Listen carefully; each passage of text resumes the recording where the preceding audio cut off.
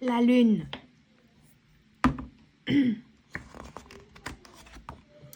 Que voit-on dans le ciel par une nuit sans nuages? Des étoiles, ce sont des soleils très lointains. Et là, une planète, elle brille très fort. Plus près de nous se trouve la Lune. On dit que la Lune est le satellite de la Terre. Elle tourne autour de notre planète en 27 jours et 8 heures. Elle est 4 fois plus petite que la Terre. La Terre n'est pas la seule à posséder une lune. Autour de Jupiter, la plus grosse planète du système solaire, tourne plus de 60 lunes. Certaines de ces lunes sont minuscules, mais 4 d'entre elles sont très grandes. Comment notre lune est-elle née? On pense qu'il y a des milliards d'années, un astre énorme a percuté la Terre. Les débris de la collision se sont mis à tourner, puis ils se sont agglomérés pour former la Lune. Voici la Lune vue au télescope. Les taches sombres sont d'immenses plaines de roches volcaniques. On les appelle mers, même s'il n'y a pas d'eau.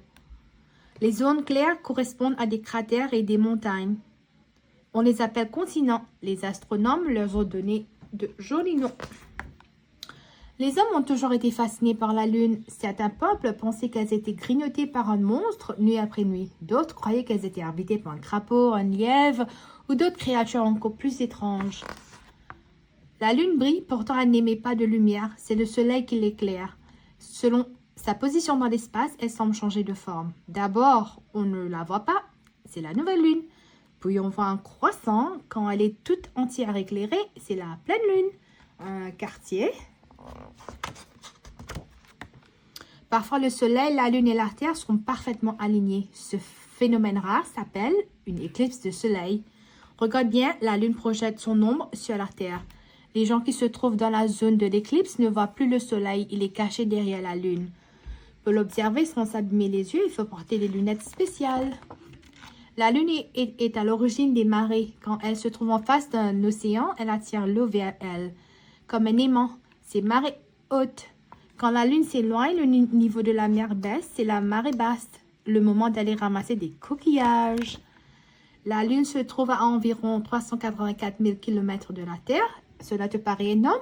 Pourtant, à l'échelle de l'espace, c'est une distance minuscule. Dès 1959, de petits engins spatiaux sont envoyés vers la Lune. Ils en font le tour, la photographie de près. D'autres réussissent ensuite à s'y poser. En 1969, pour la première fois, des hommes s'envolent pour la Lune. 3 astronautes américains prennent place dans la capsule Apollo 11, au sommet de la fusée Saturn V.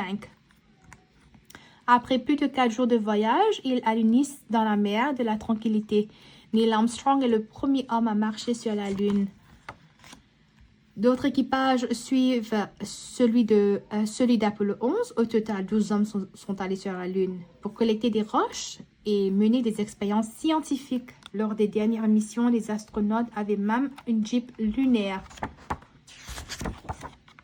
Aujourd'hui, on prévoit de construire une base sur la Lune. Elle pourrait être utilisée pour décoller vers la planète Mars et explorer l'univers.